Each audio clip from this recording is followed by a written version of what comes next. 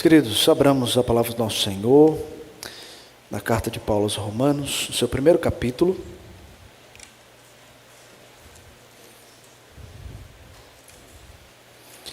Romanos capítulo 1, os versos 16 a 17.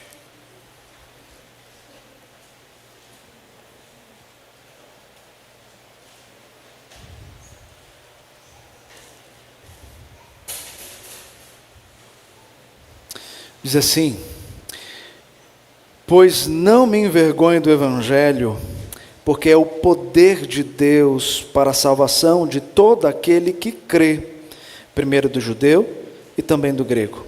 Visto que a justiça de Deus se revela no Evangelho, de fé em fé, como está escrito, o justo viverá por fé. Oremos. Pai querido, acabamos de ler a porção da Tua Palavra, cheio de ensinamentos a nos dar. Por isso pedimos que o Senhor use o Teu servo com poder e graça, para poder, ó Deus, clarear a nossa mente rumo a esse Evangelho vivo e verdadeiro. É a nossa oração em nome de Jesus. Amém. As nossas crianças, vocês são levados a pensar sobre Jesus continuamente, não é? As professoras, os professores, os pais estão falando para vocês de Jesus. E vocês estão criando uma ideia, um conceito a respeito desse, que você já ouviu, que ele é o seu Salvador. Jesus é, na história, o marco mais importante para nós, para a nossa vida. Mudou disposições de corações de diversas pessoas, talvez, inclusive, dos seus pais. Mas para você, quem é Jesus? Se o pastor chegasse individualmente a vocês e perguntassem para vocês, quem é Jesus? O que vocês iriam responder? Se os seus colegas na escola perguntarem a você, quem é Jesus? O que você vai responder? Aqueles que são alfabetizados, escrevam isso. Os que não são, façam um desenho, representando essa ideia daquilo que Jesus é para vocês, tá bom? E na medida que nós vamos pensando no texto, isso vai ficando mais claro a vocês e a nós. Meus irmãos, a Escritura nos fala de um Evangelho que muda mente e coração. E nós sabemos disso porque nós somos alcançados por esse Evangelho.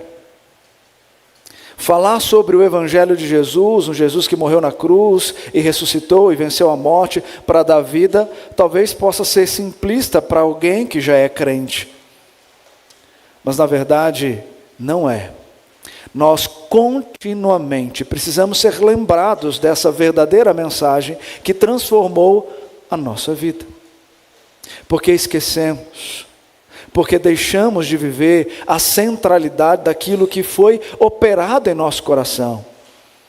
Porque muitas vezes nós nos permitimos viver e buscar outros deuses do que o genuíno Deus, o único Deus, o verdadeiro Deus. O que Paulo vai fazer aqui é levar a igreja de Roma a pensar nesse Evangelho.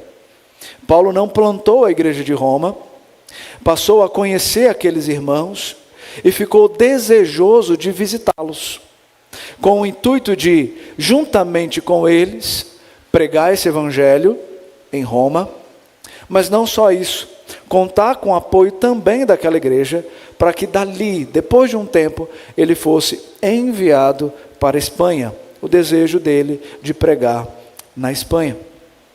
E ele começa então a carta apresentando o seu apostolado, e na sequência ele revela um Evangelho que de fato mudou toda a história da vida dele. Se nós lembrarmos, Atos capítulo 9, mostra esse momento em que Paulo, no caminho de Damasco, ele vai ter uma visão, e ali vai receber a transformação através de Cristo Jesus. Paulo não era qualquer homem entre os judeus, mas ele era uma autoridade que perseguia os cristãos. Era alguém que não gostava dos crentes. E que inclusive no caminho para Damasco, pediu cartas para, durante a caminhada, prender todo aquele que dissesse que era seguidor de Jesus Cristo. Mas ele foi surpreendido. E ele, que era o perseguidor da igreja, agora passou a querer esse evangelho. Aquele que não aceitava Cristo como Messias que havia vindo e estabelecido o reino, é agora aquele que será o propagador desse evangelho. Esse evangelho não é qualquer evangelho. Mudou um homem que perseguia a igreja para viver por ele. Na história da reforma, mês esse que nós celebramos, nós também temos aqui um marco que levou Martinho Lutero, ao ler esses versos, compreender o aspecto da justiça de Deus. Sabendo que a justiça de Deus não era uma justiça qualquer, agora sim era a justiça que estava sendo imputada no coração por conta dos méritos da cruz de Cristo. E isso passou a fazer sentido. E ele então começou a viver de acordo com esse evangelho, a ensinar esse evangelho, perceber tudo que estava de errado naquele tempo e então buscar, falar, anunciar, desejoso de reformar a igreja de Roma. Você sabe o poder desse evangelho, porque você foi chamado por Deus para vivenciá-lo.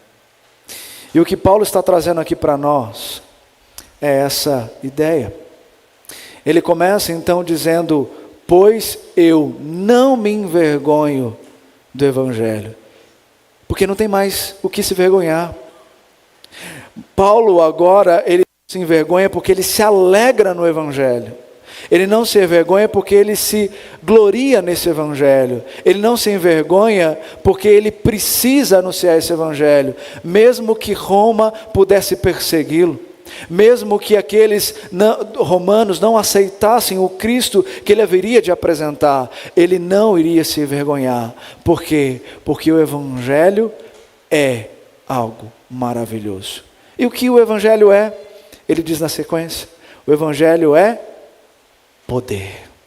O evangelho é poder. Eu não me envergonho do evangelho porque é o poder de Deus. E que poder é esse? Quando Paulo então traz o conceito do poder, ele não está olhando somente para si mesmo, mas ele está revelando que esse poder faz algo mediante um cenário terrível. E de fato há um cenário terrível no mundo, que é a degradação do mundo por conta da entrada do pecado. Gênesis 3 traça para nós o problema do pecado, que nasce por conta da desobediência de Adão e Eva ao comerem do fruto. E então o pecado entra no mundo, e o homem que agora nasce, ele nasce em pecado, sem disposição alguma para fazer o bem, mas com o coração totalmente voltado para o mal. Por isso que no capítulo 3 ele faz questão de mencionar, nessa mesma carta, que não há um justo sequer, não há quem faça o bem, porque todos se extraviaram, a uma se corromperam. Não há alguém com uma centelha em seu coração de luz ou de verdade que queira a Deus. Não há disposição alguma para se achegar ao Senhor e dizer: eu quero o Senhor como o Senhor da minha vida, sendo alguém nascido em pecado, concebido em pecado e sem conseguir enxergar luz e graça, se não for por algo poderoso trabalhando em seu ser. Paulo então traz essa ideia implícita no poder para dizer: existe o mal, existe o homem sem Deus, mas existe salvação nisso tudo. Porque no plano eterno de Deus, Deus estabeleceu, desde Gênesis 3,15, aquele que viria para pisar na cabeça da serpente. Cristo Jesus, que seria ferido na cruz do Calvário, mas resgataria o povo escolhido de Deus. Porque nós precisamos lembrar dessa mensagem. Porque de fato foi poderoso o que foi operado em nós. Não foi uma obra qualquer, para eu viver de qualquer maneira a minha vida e meu cristianismo. Foi algo sobrenatural. E esse poder causou salvação. O texto diz, ele é o poder de Deus para salvação. Mas essa salvação que implica resgate, resgate da morte, resgate do pecado, só acontecerá através do crer. Diz o texto, para a salvação de todo aquele que crê. Quando ele diz aqui sobre a crença que nos leva a receber a salvação, ele está nos chamando para olhar para a fé. Porque sem fé é impossível crer. Sem fé, como Hebreus vai dizer, é impossível agradar a Deus. Então o elemento da fé é o instrumento, é a engrenagem para eu entender quem de fato Deus é. Então quando você é despertado da morte para a vida, e nessa vida compreender a mensagem do Evangelho, isso aconteceu, isso acontece, não é porque você tem algo de bom, mas porque o Espírito Santo passou a habitar, imputando fé para você enxergar e crer naquilo que está sendo falado a respeito de Jesus Cristo. Não tem nada no homem que o faça se chegar a Deus, se o Espírito Santo não habitar. Então quando Paulo diz que o Evangelho é um poder que transforma, e esse poder é sobrenatural, porque ele começa na habitação do Espírito Santo. Então eu só consigo crer nas promessas de Deus, eu só consigo crer e ter esperança no Senhor, porque Deus resolveu me escolher. E Efésios vai dizer para nós quando isso acontece. Deus nos escolheu não hoje, não ontem, mas antes da fundação do mundo. E quando essa obra é aplicada, é porque dentro do plano e da história eterna, Ele vai estabelecer um marco na sua vida, para você então responder com fé o Evangelho e passar a viver em fé esse Evangelho. Então a sua história tem a ver com uma obra sobrenatural. E a tua fé não é inata, não é adquirida, a tua fé é dada por Deus através da obra do Espírito. A fé que te faz crer, a fé que te faz enxergar, a fé que muda toda a sua faculdade volitiva, que antes desejava o mal, para agora desejar o que é bom e o que é agradável diante do Senhor, só foi possível, porque essa fé passou a existir em você, por obra do Espírito Santo. Mas o texto não para por aí. O Evangelho é poder, está disponível tanto para judeus como a gregos, ou seja, para toda a humanidade, mas apenas alguns receberão, porque quando ele diz que vão crer, ele já traz implícito, ou já traz aqui uma ideia de que alguns também não vão crer. É a mesma verdade expressa em João 3,16, quando ali Jesus diz, porque Deus amou o mundo ali não é o mundo na sua totalidade, O mundo, ele está referenciando através do diálogo que ele está tendo com Nicodemos, um gentil, ou seja, o mundo aqui é o judeu e o gentil. Então, Deus amou tanto o judeu como o gentio, para que todo aquele que nele crê não pereça, mas tenha vida eterna. Ou seja, alguns não vão crer e vão perecer, agora outros vão crer e vão viver. Mas isso tudo operado, não por você, mas por obra sobrenatural do Espírito Santo de Deus, através da obra salvífica da cruz, onde Cristo suportou a dor, a angústia, para nos substituir e nos dar vida. A vida que você tem é porque Deus quis te dar, não porque você quis ter. Agora você precisa viver, para então viver, para agradar a Deus diante da vida que Ele te deu.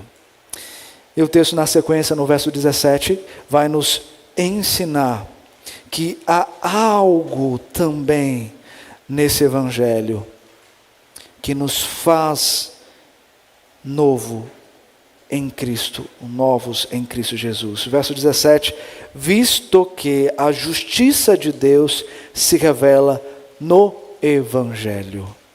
Então, a justiça agora é revelada nesse Evangelho, é o poder de Deus. Mas que justiça é essa? É essa justiça que Lutero vai agora compreender como a justiça que Deus vai nos conceder através da obra meritória de Cristo Jesus. Mas por que Cristo Jesus precisou passar pela cruz? Porque o primeiro Adão quebrou o pacto que Deus havia estabelecido com ele, ao comer do fruto proibido. Então agora há maldade no mundo, o nosso coração é mau, nossa disposição é má. Precisa agora de uma punição por conta da maldade, e essa punição Deus vai colocar, todo o jugo do seu juízo Ele vai colocar sobre o seu próprio Filho, o Filho unigênito. Cristo Jesus precisou vir para nos substituir, porque nós não conseguiríamos pagar o preço estabelecido ao quebrar a aliança, quando Adão quebrou a aliança. Precisava de um homem perfeito, sem pecado, para cumprir aquilo que estava no pacto. E Cristo é o Cordeiro de Deus que tira o pecado do mundo. Cristo é aquele que de fato nasceu da Virgem Maria, mas por concepção do Espírito. E esse Cristo agora que recebe a sua natureza humana, não deixando a natureza divina, mas tendo as duas naturezas, para então na cruz receber todo o juízo, tomar o cálice da ira de Deus, o fel amargo em nosso lugar, para, sendo também divino, não só morrer, mas ressuscitar e vencer a morte, para dar vida. Por isso que para nós, na morte, a vida. A morte na vida. E sabe o que é interessante? É que há dois aspectos que alegram o nosso coração, quando nós paramos para pensar na vida e na morte. Porque no primeiro lugar, Deus nos tirou da morte dos nossos delitos e pecados, e na cruz de Cristo, que venceu a morte, Ele nos deu vida, nos justificando, nos tirando o selo da condenação e nos selando como justos, puros e retos diante do Senhor. Mas também na morte física, quando nós morremos fisicamente, nós recebemos vida, mas agora uma vida eterna. Na morte, a vida. Mas tudo isso foi possível porque esse Evangelho trouxe o aspecto do selo justificador de Deus. Mas esse selo justificador de Deus precisou vir por meio do derramamento de sangue na cruz. E então Cristo, pelos méritos da sua pessoa, a pessoa justa de Cristo, é que nós recebemos o selo. Agora não há mais condenação, Romanos 8:1, para aqueles que estão em Cristo Jesus.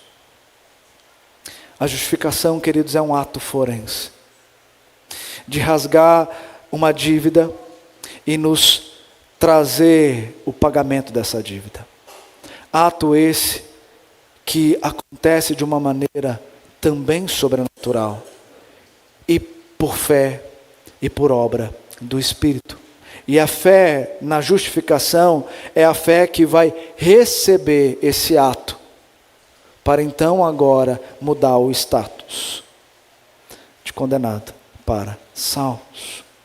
Mas não só isso, nós éramos filhos da ira, filhos da desobediência, nós éramos vasos da desonra, mas tudo isso foi mudado. Agora nós somos filhos de Deus, separados para sermos santos e amados, de ternos afetos de misericórdia, para viver agora não uma vida para nós mesmos, mas viver uma vida para aquele que nos escolheu. Por isso que agora nós caminhamos neste mundo, não para fazer uma vontade antropocêntrica, mas para fazer uma vontade teocêntrica.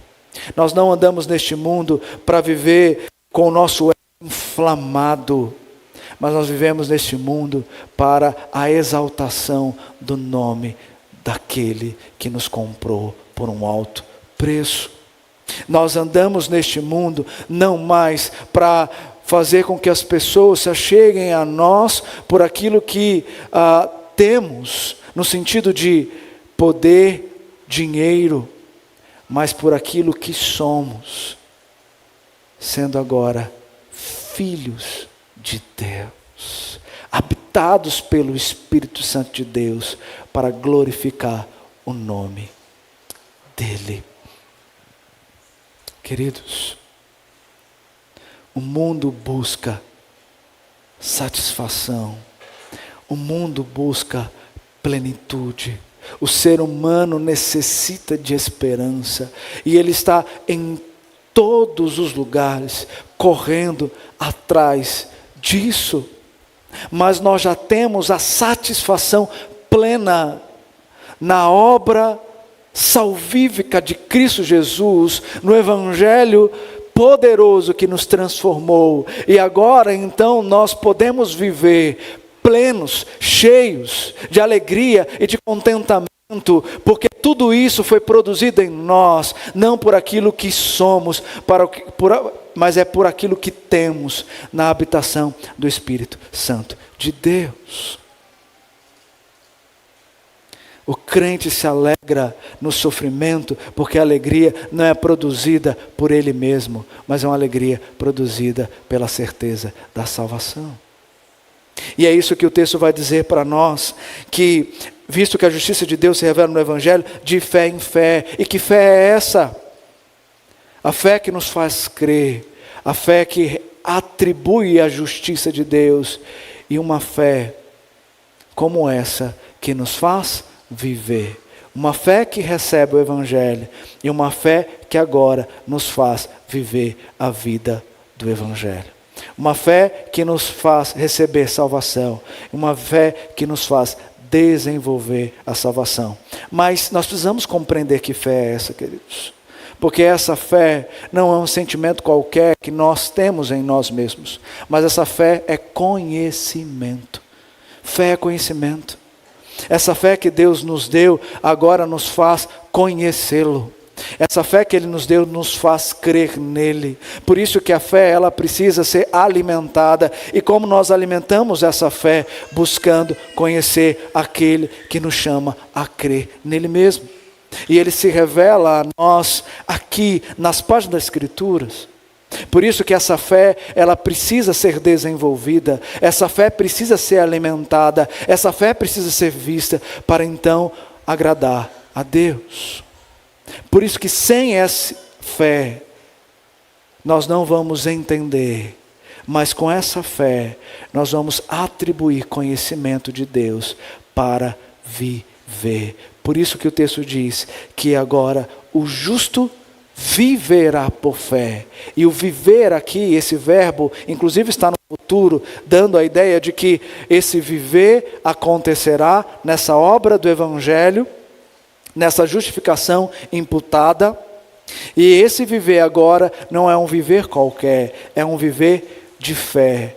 Mas esse viver de fé é o viver em Jesus, aquele que eu creio que é o meu Deus e que mandou o seu Filho para ser o meu Salvador e que me deu o seu Espírito para receber o consolo e a esperança para caminhar enquanto aguardamos a eternidade. Por isso que o mundo não entende a nossa fé, porque a nossa fé não é uma fé natural, é uma fé sobrenatural.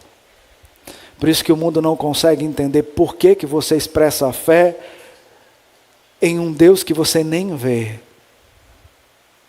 É porque você sabe que essa fé te leva a compreender que você não vê, mas você sente, porque Ele habita em você. E Ele é a garantia, é o selo e penhor da sua herança eterna. Essa é a mensagem do Evangelho que chegou até você. Foi esse Evangelho que Martinho Lutero compreendeu e então passou a buscar a reforma protestante, esse marco na nossa história. É essa obra do Evangelho que alcançou Paulo de Tarso, o perseguidor da igreja, para ser Paulo, o apóstolo de Cristo Jesus. Aquele que passou a ser perseguido, preso, açoitado, em nome daquele que o salvou no caminho de Damasco. Por isso, queridos, nós queremos concluir com 3 aplicações.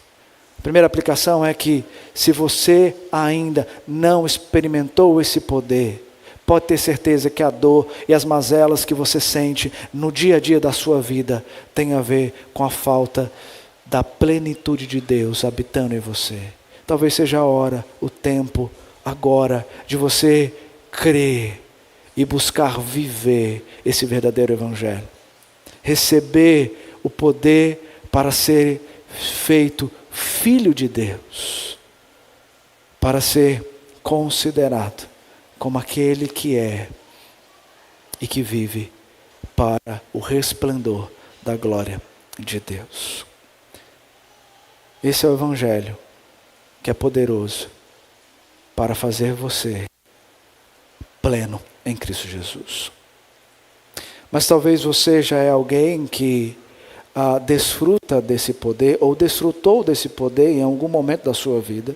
No entanto, hoje, você não está conseguindo viver a plenitude da sua fé.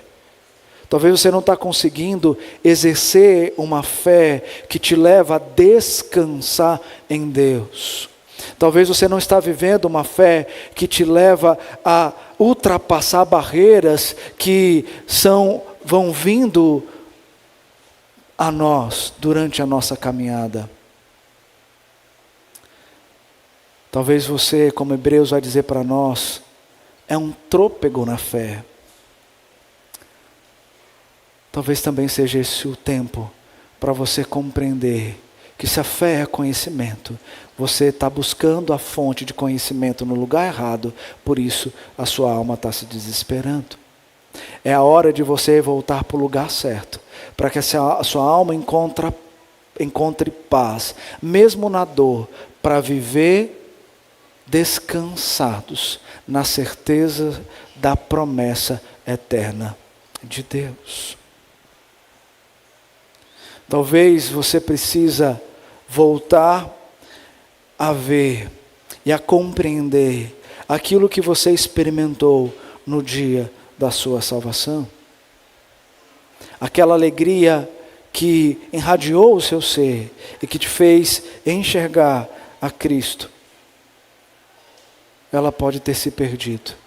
É hora, talvez, de você voltar a vê-la Mas o caminho para isso é as Escrituras. E a igreja pode ser um canal de bênção para te ajudar, em meio às suas lutas, a enxergar a fé que você tem, mas que não está conseguindo viver a sua plenitude para experimentar dia a dia o poder desse Evangelho. Em último lugar, nós recebemos o Evangelho para comunicá-lo. Assim como Deus estabeleceu para os seus discípulos, em Atos 1:8, ao dar a eles o Espírito Santo, para receber o poder de serem feitos testemunhas, assim Ele faz conosco. Quando na grande comissão Ele deixa o grande mandamento de fazer discípulos de todas as nações. Esse Evangelho não chegou para você viver sem testemunhar. Esse Evangelho chegou para você testemunhar e proclamar, para você falar, para você explicar, para você mostrar que Ele é poderoso para mudar a disposição das pessoas que você encontrará perdida pelo caminho. Fato é que tudo isso só acontecerá se for a vontade de Deus. Mas nós sabemos quem Deus escolheu. Nós sabemos que Ele nos mandou pregar. E precisamos então anunciar, para que os eleitos de Deus possam encontrar o sentido da vida na pessoa de Jesus Cristo. Há sentido, propósito para vivermos neste mundo caído? Sim. E o nome dele é Jesus. Jesus. Esse Evangelho te transformou para andar em Jesus. Por isso, como igreja, vamos andar em Jesus. Vamos viver em Jesus. Vamos testemunhar de Jesus, pois Ele é o clímax da história da humanidade, mas da tua história como parte na humanidade. Vamos esse Evangelho para a glória de Deus. Muito obrigado por nos acompanhar até o final desse vídeo. Para receber mais reflexões e ficar por dentro dos próximos conteúdos, te convidamos a seguir as nossas redes sociais que estão na descrição. Alguns vídeos aparecerão na tela, caso queira continuar nos assistindo. Abraço e até a próxima!